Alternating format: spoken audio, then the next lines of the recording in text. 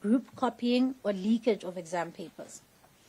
Once the exams are completed, then the focus will shift to the marking process, which is a critical part of ensuring the credibility and the fairness of the NSC exams. The department has appointed over 55,000 qualified markers across 188 marking centers nationwide. These markers have been selected based on a strict criteria to ensure that only experienced and qualified educators participate in the marking process. To further ensure consistency and fairness, marking standardization meetings will be held on each subject. These meetings bring together subject specialists, chief markers to ensure that all marking is aligned with agreed upon standards. External moderators from Umalusi will closely monitor the process to ensure that there's no variation in the quality, the accuracy, and the marking across the different provinces. The department is also fully aware of the potential risks that could compromise the integrity of the examination process. And so in addition to security measures, as I have mentioned before, we are closely collaborating with the National Joint Operations Committee and the Provincial Joint Operations Committees, so the NatJogs and the ProvJogs, to ensure that security is always maintained. These partnerships will make sure that will help us manage any emerging risks, and we will be able to respond swiftly to any threats that may be able to arise. We are also engaging in an ongoing campaign to promote exam integrity among learners and their families. 2 days ago, I joined the matriculants of Pretoria Central High School in a national pledge signing ceremony. The provincial MECs of education also led pledge signing ceremonies in their various provinces. All learners now have signed what we call an exam pledge, in which they make a declaration to uphold the principles of honesty and integrity throughout the exam period. The pledge reinforces the importance of ethical conduct and discourages any attempts to engage in dishonest practices. Additionally, pledge signing ceremonies have been held in schools across the country to publicly reaffirm the learners' commitment to these values. Despite the challenges faced by the class of 2024, we are confident that our collective efforts have prepared them well for the upcoming examinations. Their journey has been one of resilience and determination, and we believe that they will rise to the occasion. Finally, to the learners, this is your moment to shine. You have worked hard over the past 12 years, and now you have the opportunity to showcase your knowledge, your skills, and your determination. We are confident that you will approach these exams with the focus, the discipline, and the commitment that has brought you this far. Please stay off Instagram, Facebook, and TikTok, and any other social media to minimize disruptions during critical time. To the Department of Basic Education, along with our provincial counterparts, much has been done to prepare the NSC exams, but we must be vigilant. I am proud of the learners, the teachers, the schools, the provincial departments, and the DBE for the way in which they have prepared the system for the NSC of 2024. But we must remain vigilant until the very last exam is written. This requires the support of all South Africans and all stakeholders in respecting this precious opportunity of our young people to give them the support that they require. And we are asking communities to please support us in ensuring that there's minimal disruptions to these matric exams. These are important exams for our learners, and we want to make sure that there are no disruptions at all, that there are no protests at schools, there's no protest action in our communities, so that we can make sure that we insulate our learners from outside disruptions as much as possible. We are also pleading with my colleagues in Parliament and various other legislatures and local councils that oversight visits must please be minimized during this time. We want to make sure that there's absolutely no disruptions at our schools. This is a big moment for our matriculants. We want to make sure that they are able to write in peace and that we give them the requisite space. And so I do ask my colleagues, while there may be a desire to go and view exam centers, that we give our learners space to be able to do this. I know you remain committed to ensuring that the 2024 exams are administered with the highest integrity. These examinations will not only serve as testament to the quality of the education we deliver in our classrooms, but also as a stepping stone to the future success of our learners. The eyes of the country are now on us. We dare not fail. In closing, I wish all our learners the best for the exams. You have the support of your teachers, your families, your communities, and of course, you've got the support of the Department of Basic Education and this team. Approach these exams confidently and know that the nation is rooting for your success. Ladies and gentlemen, I declare the country absolutely ready for the 2024 NSC Matric Exams. Thank you.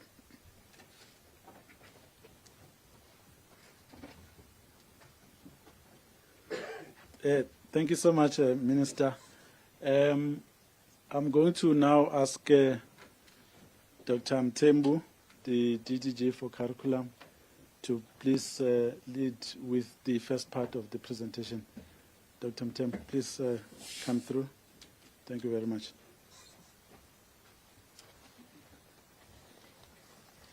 Good afternoon, Minister of Basic Education, Deputy Minister of Basic Education, the Director General of Basic Education, colleagues from the Department of Basic Education, colleagues from the media houses. We are now presenting the state of readiness for the 2024 National Senior Certificate Examination.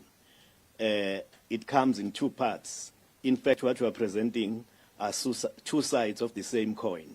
The other one cannot succeed without the other.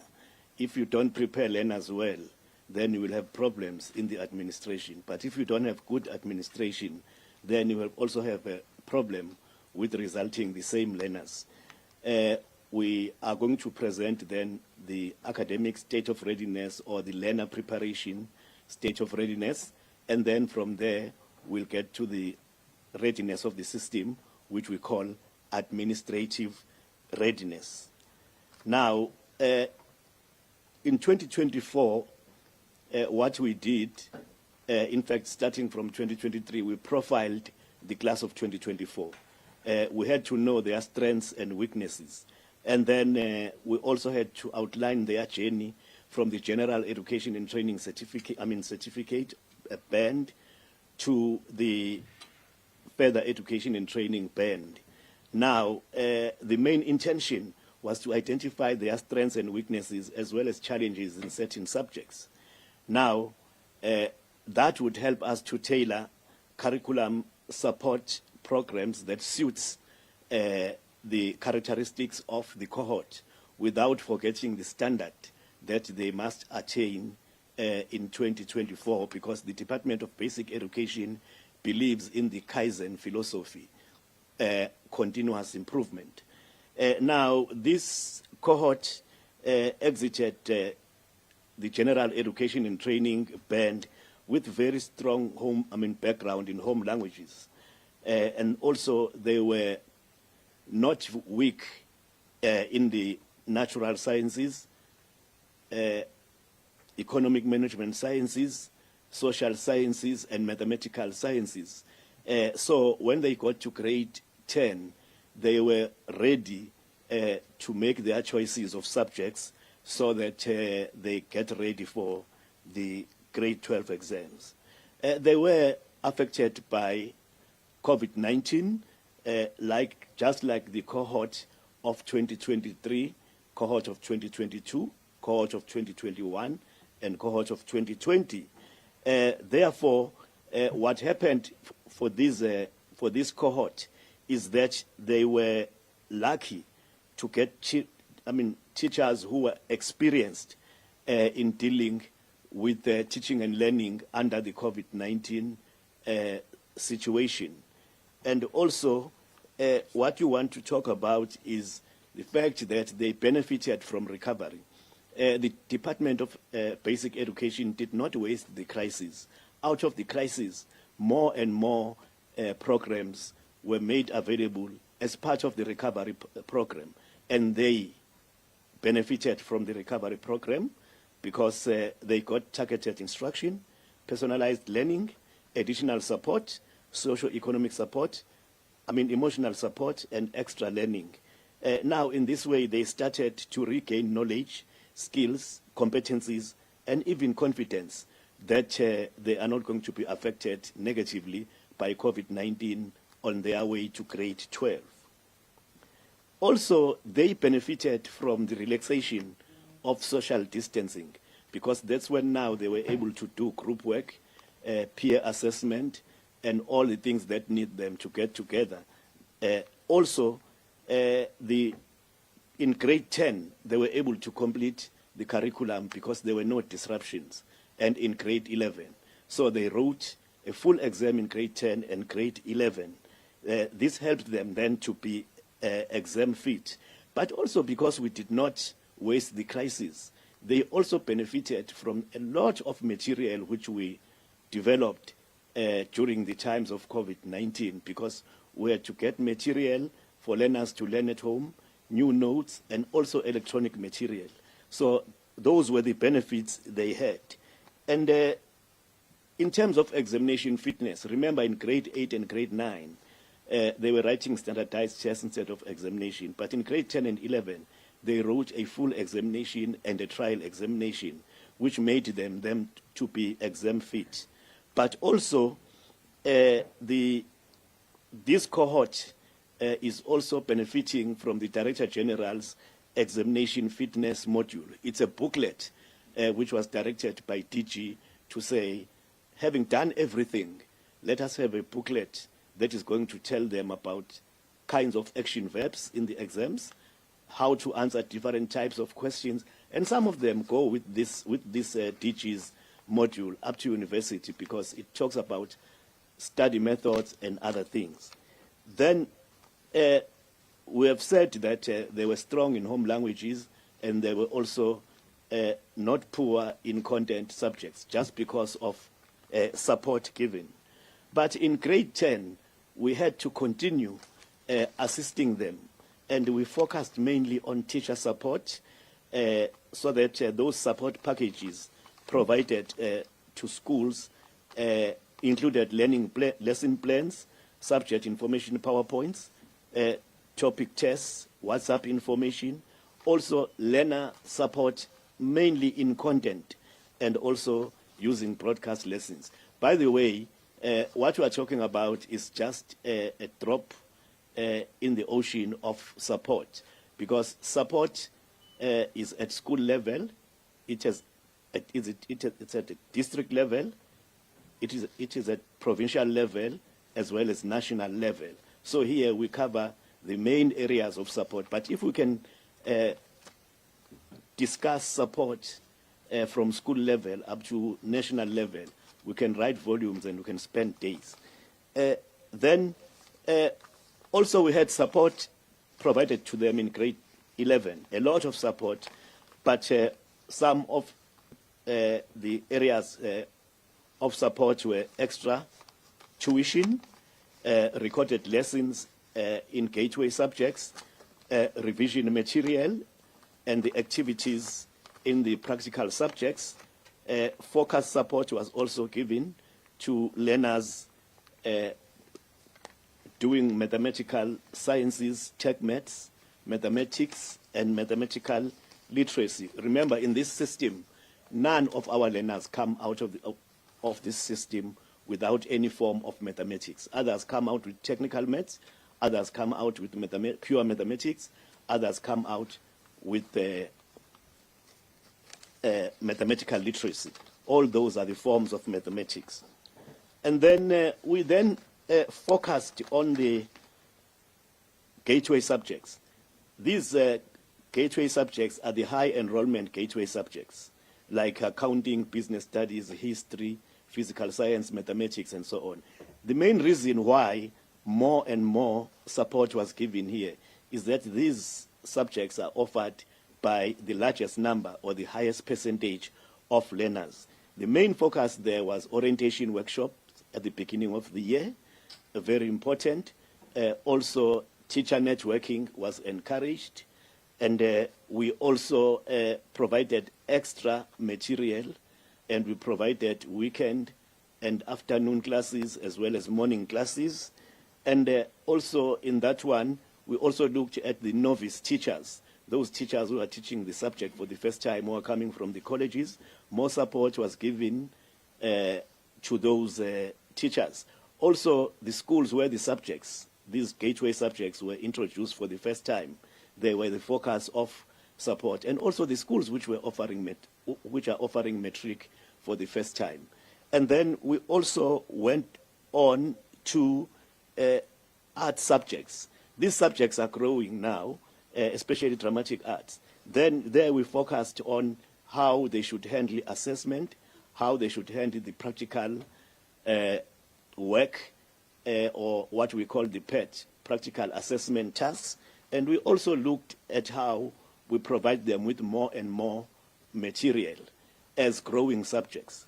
And then there are 9 specializations where we have civil technology with civil service, construction and woodworking, and we have electrical technology with digital systems, PowerPoints and electronics, and then we have mechanical technology with fitting and machining, automotive, as well as metalwork. Now, those specializations are important, and for us, we thought we need now to focus on them as well, including other subjects. And then we provided more support, like the provision of curriculum resource packs for them, the focus on the underperforming schools in these subjects, and also the supply of notes to supplement the available texts. And then we did that in all the 9 specializations. But besides that, there were other provincial initiatives which were very interesting, where the provinces came out with other ways of supporting the class of 2024, including accountability sessions, performance standards meetings, focus on low-hanging fruits, so that all those questions in the previous papers, which seemed to be a little bit easier, they had to study them. Also the question banks, where they grouped all the challenging questions and then they put them in a question bank. Also the subject content meetings with teachers. And inside South African Sign Languages, we provided more and more material to support learners with special needs. And then the weekend classes, we had extra tuition during the weekends, and the schools were able to get learners either on Saturday and sometimes on Sunday for purposes of curriculum coverage. Curriculum coverage these days is not what the teacher covers only.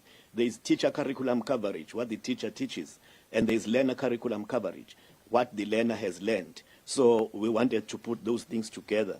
And then we had autumn classes, winter classes, and springs classes. Now, those were holiday extra tuition sessions. In those sessions, we had 3 forms of centers. We had camps where learners would stay overnight.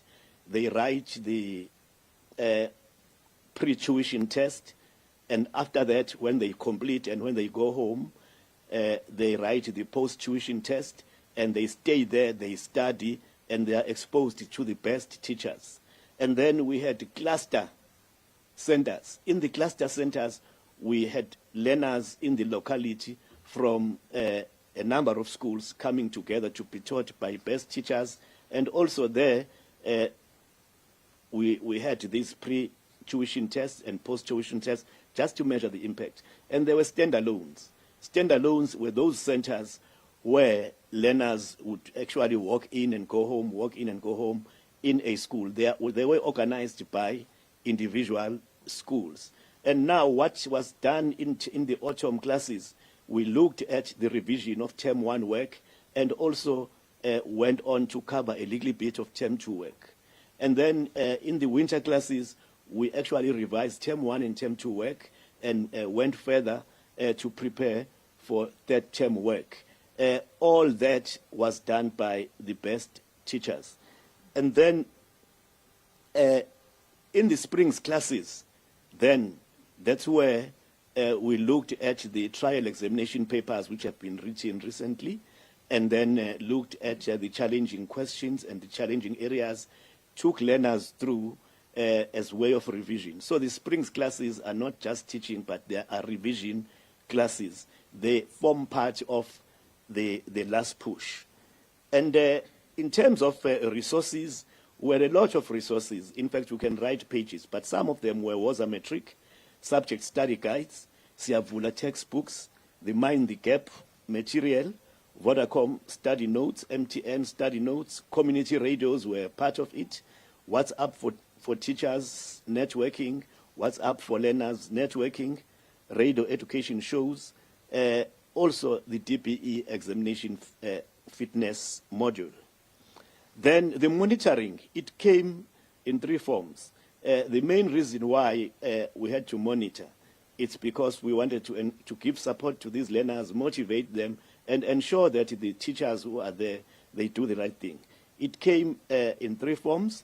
The National Department of Basic Education officials, under the leadership of Director General, they visited the centers, monitored those centers, supported the teachers and organizers.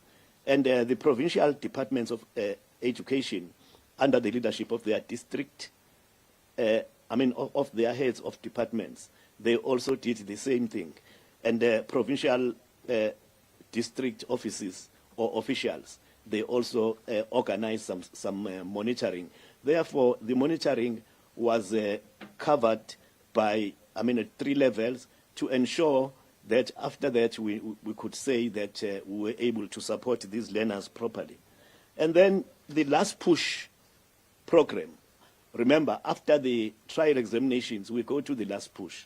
That is where we close the gaps identified in the trial examination. Now, our mantra, in fact, what we have done, provinces, schools, provinces, districts, circuits, they have their own last push programs. But we said as DBE, let us write to them, let us invite them to say, you can do everything that you do, but there are specific things which we have prescribed to all of them. The mantra for the last push is work with them until the last day before the examination. In the olden days, we had the countdown. Our countdown was a general countdown where we say we are so many hours away from the start of the exam. That is a general countdown. Now, there is another countdown which is called a subject countdown, where to say how many days are left before we write mathematics. And there's also a paper countdown, how many days are left before we write mathematics paper 2. So each learner has the other countdowns for the subject as well as the paper. So we said we go with them until the last day of the examination. That is the mantra. The other thing that we said to provinces to ensure that they use is the module on exam fitness, the management of the timetable, understanding of the action verbs, how to answer short questions, long questions, essay questions, and what to do on the first day, because the majority of these learners are writing the external exam for the first time. But also we want them in the module about examination misconduct or irregularities or copying. And then the provision of extra resources. We said this exam, National Senior Certificate Examination, CAPS, Curriculum and Assessment Policy, it has more than 19 previous papers. That is final papers and supplementary papers. Then we said these papers should be used in selecting questions to assist learners. And then we have also told them to ensure that they group questions for struggling learners, to say they must take out the knowledge questions and deal with them. And then after that, they take out the comprehension questions, they deal with them. After that, they take from the papers the application questions, they deal with them. And then after that, they take the analysis questions, they deal with them, before they expose them to the whole paper, so that these struggling learners can move from the simple to the complex, so that they first understand these types of questions and also then go to the final paper, to the full paper. There are no candidate left behind. the no candidate left behind. We say teachers must watch those learners who are struggling, ensure that they assess them and check where they are. Then broadcast lessons are also going to be there in each province by way of revision. And the role of parents. We said the provinces, through the governing bodies, must ensure that parents assist learners by creating a conducive environment for studying, assist with studying resources where the learners need them, and also communicate with the teachers about the coping of learners, and also monitor the social behavior of these learners. Minister has mentioned that WhatsApp, TikTok, and everything must stand aside. But also, the parents must help to reduce the number of house chores or family chores for learners, especially the girl learners, to say, now the focus should be on the exam. That was the academic state of readiness or the preparation of learners. Thank you.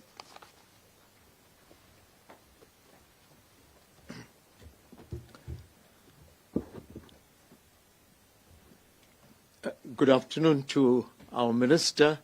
Good afternoon to our Deputy Minister, our Director General, all senior officials present, together with the media contingent, and most importantly to the viewers this afternoon.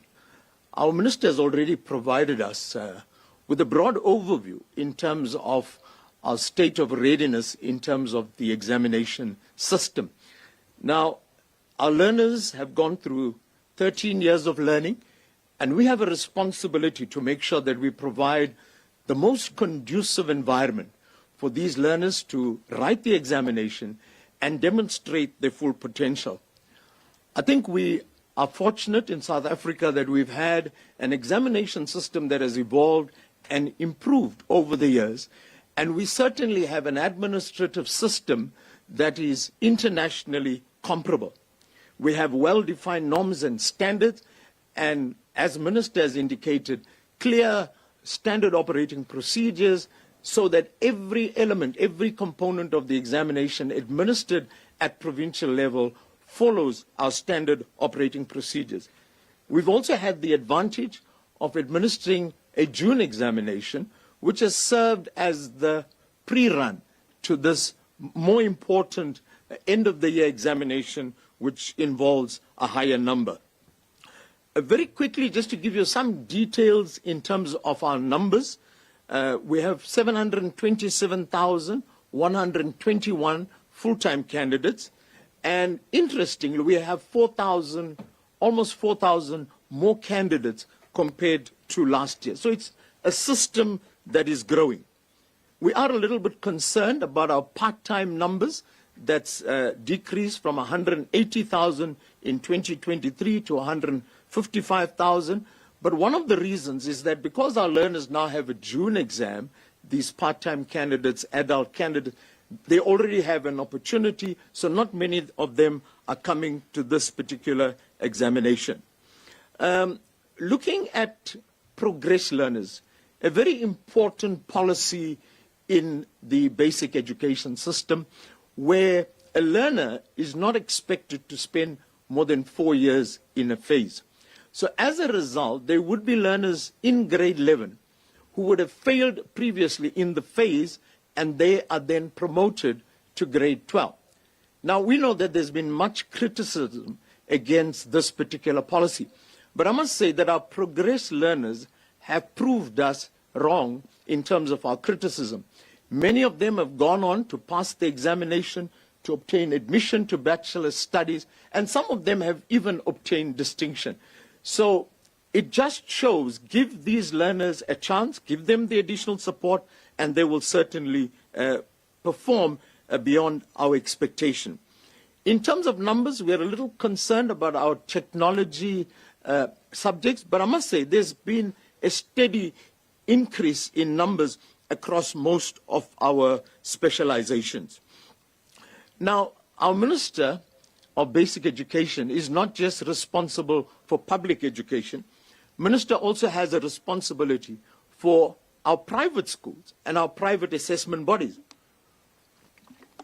And therefore, Minister has already indicated what are the numbers of candidates writing the examinations of the two independent boards. The one is the Independent Examination Board, as the IB, as we refer to it as, and the other is the South African Comprehensive Assessment Institute, better known as Sakai. There are 5,820 candidates that will be writing the examination with Sakai, and 16,400 writing the examination with the IB, or the Independent Exam Board. But what is very interesting, that 28,000 candidates from independent schools write the state exam, which is a sure vote of confidence in the public system, where 28,000 of these learners write the state exam. Now, moving to our preparation, and Minister has given us a very good overview, but I'm just going to touch on some of the important or the detail that Minister has not covered. Exam centers, every exam center in the country that will be writing the exam gets audited. And we classify our exam centers into high risk, medium risk, and low risk. And our high risk centers are either taken over by the district in terms of the chief invigilator and the invigilator, or we place a resident monitor who's there for the entire duration of the exam. In the case of our medium and low risk centers, we will use what is referred to as a roving monitor. So we're leaving no stone unturned in terms of ensuring that no irregularities occur, particularly in our high-risk centers. And high-risk centers would be centers that have had irregularities in previous years. Registration of candidates is of critical importance. You must make sure that every candidate is registered accurately, and through that accurate registration, we can then ensure that every learner will receive the right question paper at the right time and be processed accurately and receive his statement of his or her statement of result. Now, we have conducted an audit of the registration database of every province, and we've given them a certificate of approval to say your registration database is in order, you can now proceed with the subsequent steps. Our question papers have all been approved by Umalusi, and they currently are undergoing printing, and we cater for learners with special needs. We have question papers that are brailled, adapted papers for the deaf, and we also apply accommodation, extra time, provide a scribe for a learner that's not able to write, and readers for those that may be struggling to read. So all our learners are fully accommodated. One of our pet programs is the South African Sign Language examination. It's being written for the 7th time. Now, what is interesting about South African Sign Language is that the learner receives the question paper that is signed. He then responds in sign language. That gets recorded via a webcam, and that then gets marked centrally under the supervision of the DBE through the use of experts in sign language. Our printing, packing is all on track. We've done an audit of all sites where printing, packing, and question papers are stored, as Minister has already indicated. I've spoken about the writing of the examination, and in total, 6,909 centers will be writing this particular examination. Coming very quickly to marking, I mean, marking is possibly the most important component of this entire examination cycle, because this is where the actual judgment, the actual assessment is made of the learner evident. And you may be concerned about, are the right educators appointed as markers? And let me assure the South African public that we have a stringent process of appointment. We have clearly defined criteria which are in the personnel administrative measures referred to as the PAM, and this gets done by the provincial department. But the DBE conducts an audit of markers that are appointed to make sure that there's compliance. And we have picked up some anomalies which have been corrected already. In addition to the DBE doing an audit, Umalusi comes in and does its own audit as well. So you can be rest assured that the answer scripts of our grade 12 learners are marked by the best educators in the country. Our marking centers have all been set, 188 of them, and we've audited them to make sure that we create the most conducive environment for our markers to be able to mark this examination so that they give every script the due attention that it requires. An important process in this marking is the standardization meeting. And give me a few seconds. Now, marking takes place in the 9 provinces. But before marking starts, we have a national meeting with the experts in the subject, and that would be your internal moderator and the chief marker from every province. So you get these subject specialists into a national meeting coordinated by the DBE under the oversight of Umalusi. And if it's a maths paper, we go through at this meeting every question, and this is done after the examination, every question, look at the marking guideline, look at all the options that a learner could present. How did the learner interpret the question under exam condition? And you then come up with a comprehensive marking guideline which is accepted by all the experts in that subject. And that's not the end. After that marking guideline has been agreed upon, we then have a training session. Now, what is important about the training session is that we give all the internal moderators and chief markers the same script to mark, and we look at the deviations. And finally, after about the 3rd or 4th script, we find that there's a very low tolerance range, and that's when we allow them to go through an authorization process, and only markers that are authorized are allowed to mark the examination. So there's a lot of stringency attached to this process before we expose a marker to live scripts. In terms of mark capture, all our mark capture centers have been established, and we're ready to go in that particular area. Monitoring, we've set a threshold of 70%. In other words, when any examination is being written, at least 70% of those centers must be monitored by an external and independent monitor. Irregularities, I know that is a concern with regard to are we going to identify irregularities when they occur. But besides being reactive, we've also been proactive in trying to instill in our learners a sense of honesty, integrity. Hence the pledge signing, which our minister participated together with our MECs on Friday, the past Friday. We also got every parent and learner to sign a commitment agreement where they commit that the parent will ensure that the learner complies with the rules and regulations of the exam, but also that every learner and candidate will be honest. And finally, I think it's all systems go, as our minister has confidently indicated, and we will be releasing the results finally on the 14th of January 2025. Thank you. Thank you.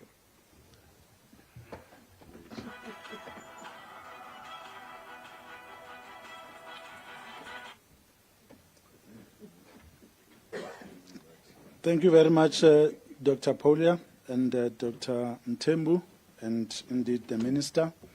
We have now come to the point where we are going to take questions from the WhatsApp line as well as the colleagues that are in the room. By show of hands, can you please indicate if you have any questions? And Ishmael, is it you on the WhatsApp line? Yes, please do indicate as well if there are any questions that are on the WhatsApp line. But let's start in the room. There are 2 hands that I can see. Is it more? I think it's 3, 4. I think it's 3, 4 hands, if I'm not mistaken. Let me start at the back and move to the front. Please start with your name.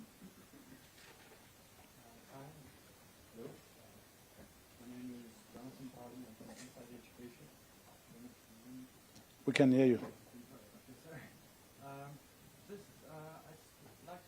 Minister, the importance given to signing the pledge, like what on a substantial or scientific or objective kind of basis, what is the value of pledging in terms of preventing dishonesty? All right, thank you very much. Let's stay on this side. Thank you so much. Good afternoon. It's former Apple from Mdntv News. I've got 4 questions, Elijah. Please proceed. So the SA Weather Service has issued warnings for tomorrow and into the week, especially with KZN, and that has been a problem for that province for a while, with expecting floods and some serious disruptions. How is this going to be handled, especially seeing that, you know, we just come from this crisis caused by the snow and severe flooding recently in KZN specifically? And then when you speak about ESCOM, I know that in the past the department would have conversations with ESCOM, you know, and the cooperation that you have with the utility. Have you had this conversation yet with them to support in terms of stability of power supply for the exam processes? I know that there's no load shedding, but we are seeing areas with a large number of load reduction that is happening at the moment. There's always a risk when it comes to protests, and it's often resulted in rewrites in Mpumalanga recently, actually. So what's the message to communities? I think we've also spoken to this regarding protests that disrupt the exams. We saw this last year with the NSC exams in Mpumalanga. And what are you doing to address the decline in the number of learners taking the so-called critical subjects? Is it because schools are encouraging learners to take easier subjects to boost the results? Thank you. All right, thanks very much. Let's move to the other side of the room. Vera. Mokwadi here from Newsroom Africa. I think just the first question being on the high-risk centres, and there's additional monitors that will be placed there. Would we be able to identify what makes these centres high risk, and perhaps maybe where they are perhaps as well? And I know, of course, last year we had a pass rate of 82.9%. Minister, do you have a target at all? Do you measure the success of the final exams through this as well? And of course, as well as you've mentioned, the grade 8 students were the ones that came in at the height of the pandemic. The department has, since those disruptions, been talking about clawing back some of the learners that we lost during those years of the pandemic. And just an update in regards, have you found those missing students, if you'd like, back into the education system? And while we have you here as a department, perhaps a comment on the issues that have been arising in spaza shops. Obviously, this is not taking place in the school premises, but it is affecting school children. I don't know if the department could perhaps give us any comments on their concerns and how they are addressing this collectively. Thank you. All right, thanks very much. Thank you very much, Ukenze from the SABC News. Minister, Umalusi actually approved the release of the results last year, even though the exams were actually marked by incidents of group copying, and there were about, I believe, 11 suspects that were arrested having, I think it's fraudulent certificates. What have we learned from what actually transpired last year, and how are we going to do things better this year? And also, the timetables that were released last year, Umalusi had actually approved them, but they were found to have some errors and everything. So how confident are you that this year's batch would not have challenges as the ones from last year? Thank you. Yeah, thanks, Offenser. I assume you're referring to question papers. Yes. When you say, all right, that's fine. Thank you, Ishmael. What's up? Thanks, Chair. We have Madam Charles from News 24. Minister, how many high-risk areas have been identified where the 70 part-time monitors will be deployed? Can you please provide us with an update on the budget constraints impact on teaching post cuts? And how have your engagement with provincial departments been so far? Thank you. All right, great. Thank you very much. The minister's here, but the deputy minister is also here, as well as the DG. So at the right moment, the minister will request them to make their inputs. Minister, please come through to tackle the questions. We'll have the last round after this, colleagues. Thank you, Elijah. Some of the questions the DM will respond to, and I've allocated some of the questions to the Director General. So I just wanted to deal with firstly the question from Inside Education about what's the value of a pledge. I think it's important that when we look at accountability in the system, we don't look at it only from a punitive point of view, and that we are encouraging learners to understand that they have to take accountability for their own conduct, because of course when they are caught copying, it's got a profound impact on their lives and going forward. And I'm going to allow the DM to speak to some of the issues around protest. My message to communities: protesting is a democratically protected right. All my plea is that our exam centers and our schools are national assets. There are these children, over 800,000 candidates, who are going to be having this one opportunity to write an exam that can change the course of their lives. While we can understand that protests are very much part of our democratic dispensation, I just ask communities to be mindful of the fact that protest action can disrupt this critical time, and that we would appreciate support from communities to being able to understand that we are starting these exams on Monday, tomorrow, but it's going to be an ongoing process, and we do ask that there has to be some kind of consideration given to that, at least to give our learners the best shot at being able to handle these exams. Then there were some questions. I will leave to the DG what makes one marking center high risk. Then there were some issues around, some questions around food and food poisoning and some of the deaths that we've seen. Firstly, I must first indicate that our deepest condolences go to the families who've lost their loved ones and their learners during this time. And of course, the first thing that we did as the department is to first find out from the provinces whether or not these incidents of food poisoning were emanating from the National School Nutrition Program, because of course that is what we are responsible for. We then were able to ascertain that they were not coming from school food that was served from schools, so they were not part of the school nutrition program, but in isolated incidents, learners had perhaps bought food or snacks from local shops.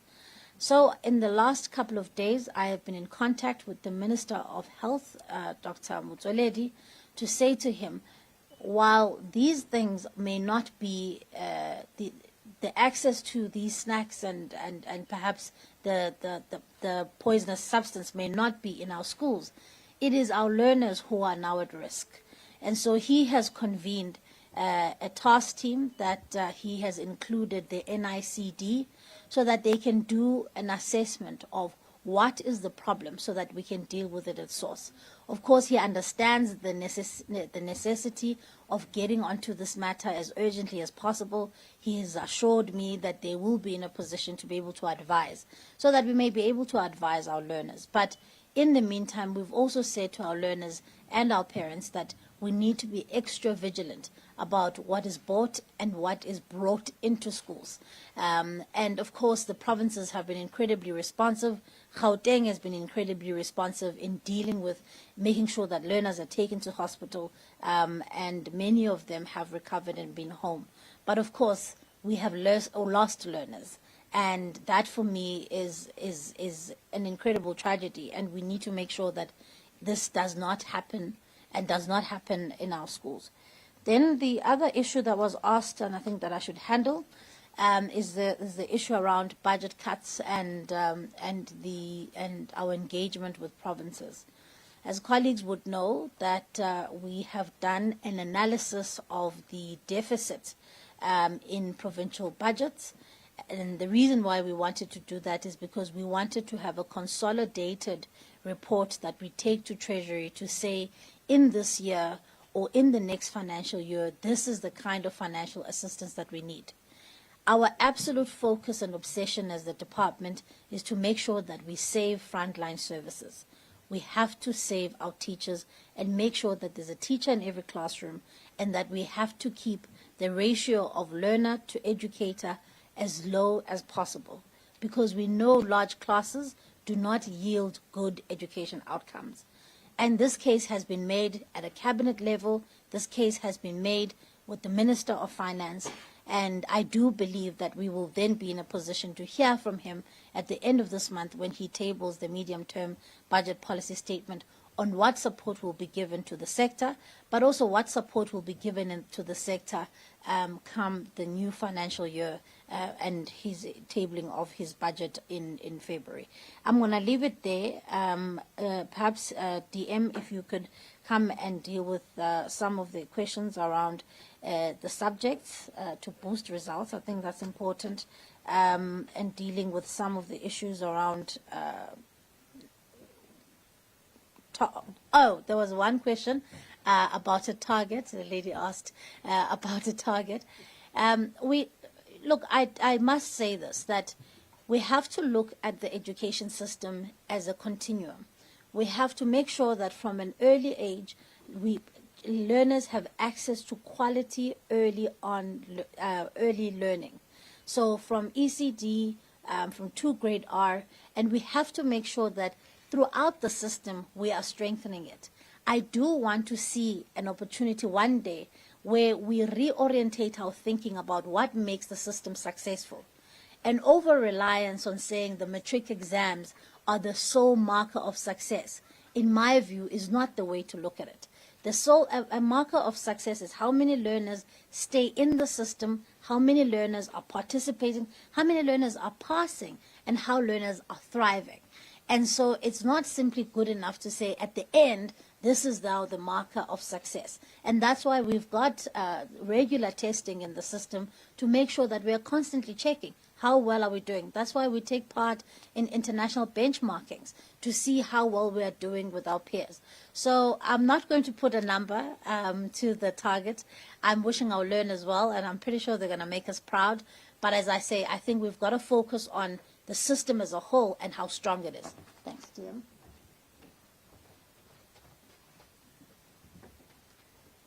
Thank you, Minister. I think I will put a number for you. Want to retain the 82%. Yes, the question came with disruptions that we can put a number, but the disruptions will lead to us not achieving the number that we want to. But the system really is getting there, is promising. So we're not looking at anything below what we got last year. Minister, thank you. I want to respond about the issue of ESCOM and municipalities. There was a meeting that took place between the department, as we always do. Every year, the department will have a meeting with ESCOM, and even during the time when there was still load shedding and what. But remember, now we have a challenge of what is called by municipalities load reduction, not load shedding, because ESCOM has ascertained us that there will be no load shedding, as there is no load shedding anyway.